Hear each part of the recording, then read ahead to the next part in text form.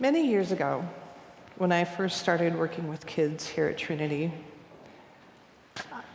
I had a Sunday morning church school class that was something of a disaster. There was a small group of kids there that day, a couple of sibling groups, who obviously didn't want to be there. They were disengaged, disruptive, and at some points actually mean to each other, mostly to their siblings. And I didn't handle it well. By the end of class, one child was in tears, another was cleaning marker off of the ceiling, and another was reluctantly picking up all of the tiny pieces of paper they had strewn all over the floor. So when it was time, I sent most of the kids upstairs to join their parents here for communion. But I made this small group stay with me for a few minutes because we needed to address what had happened that morning. We talked about what we did and what we said. We talked about our feelings. And on the spur of the moment, I decided to end with a prayer. That's what we do, after all.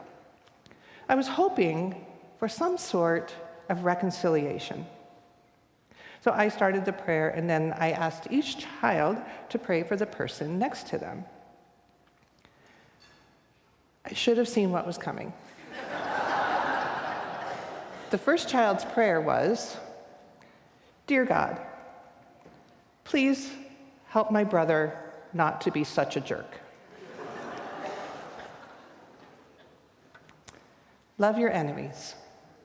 Do good to those who hate you. Bless those who curse you. Pray for those who mistreat you," Jesus says. I'm not sure that praying for your brother not to be a jerk is exactly what Jesus had in mind. But honestly, it's probably what a lot of our prayers for enemies are about. We get the golden rule today: do unto others as you would have them do to you. And we're aware that we don't always treat other people the way we would have them treat us. And we're very aware that others don't always do unto us as we would have them do. And sometimes we end up calling these people our enemies. And loving them is not our first instinct. Dear God, please change this other person. It's not necessarily a bad thing. When someone's heart has been hardened, God tells us it's good to pray that their heart be softened.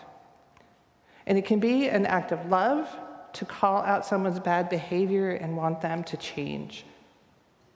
But many times we can't help them, either because they are out of our reach or because we just can't find our way to that kind of love, because it might be dangerous or harmful for us. Loving our enemies is complicated, and it's hard. So our first reading today gives us a great example of loving our enemies, where Joseph forgives his brothers for their past wrongs against him in a most gracious display of love.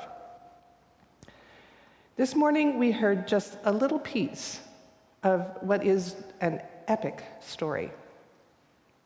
So Joseph's brothers, he had a lot of them.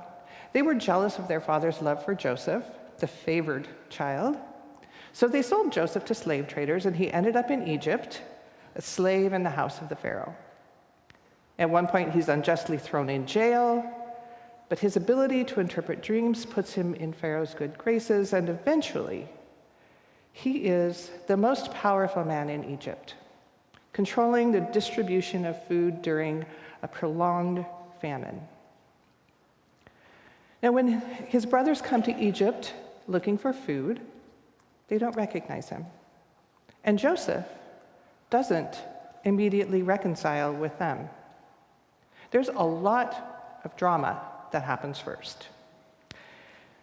So by the point in the story that we heard today, Joseph's brothers have been back and forth between Canaan and Egypt a number of times.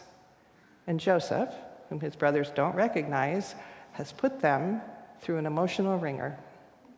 He's pretended to think that they were spies and thieves.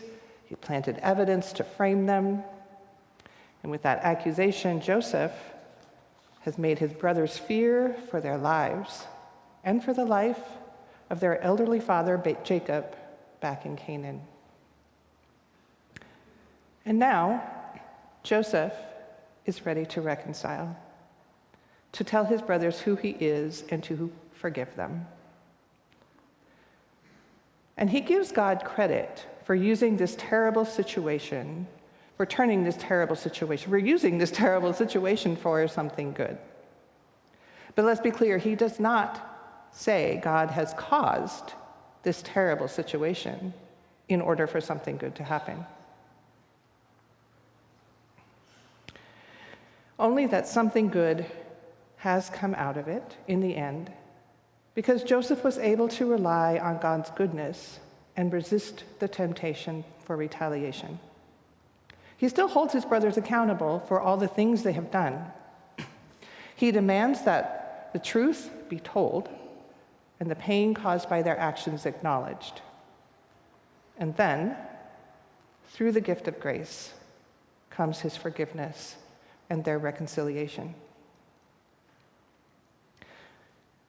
When we think about responding to our enemies, forgiveness and reconciliation are not usually top of mind. Retribution, revenge, destruction are often more appealing.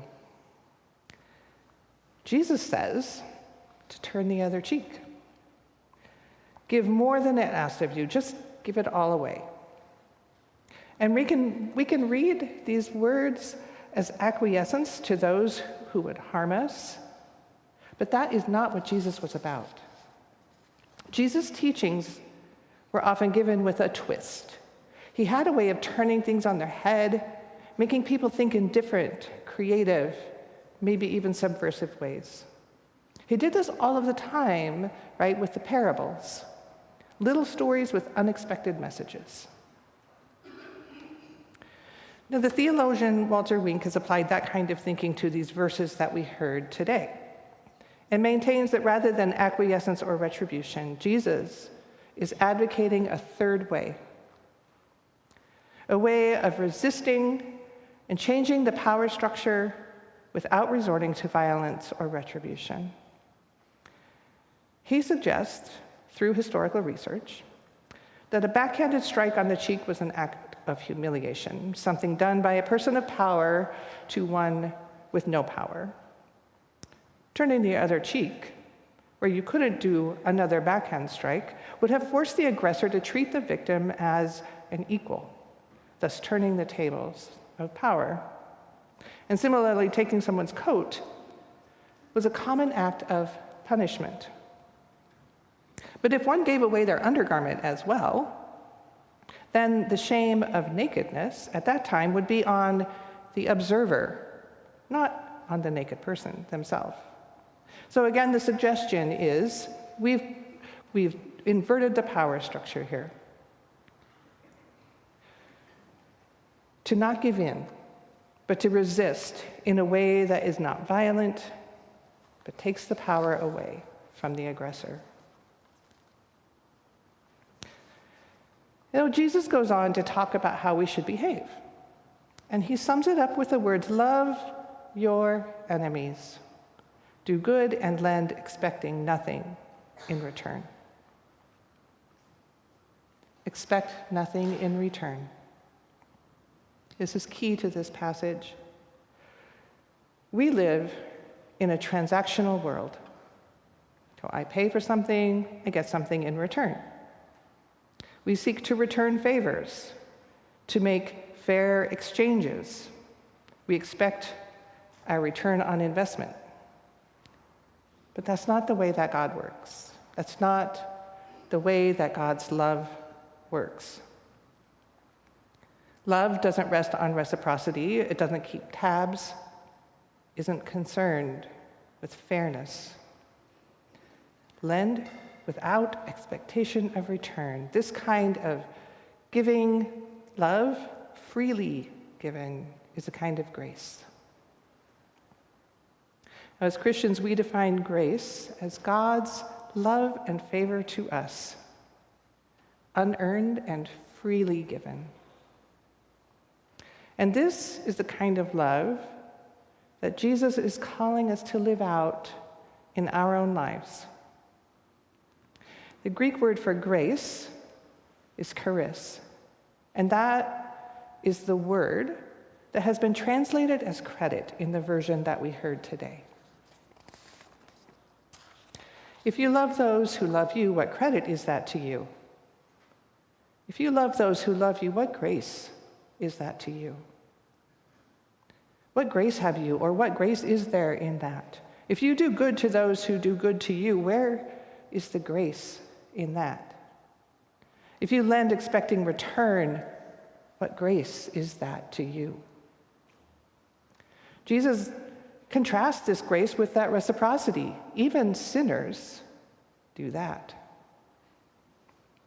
We, on the other hand, are called to live graciously in the image of God's charis.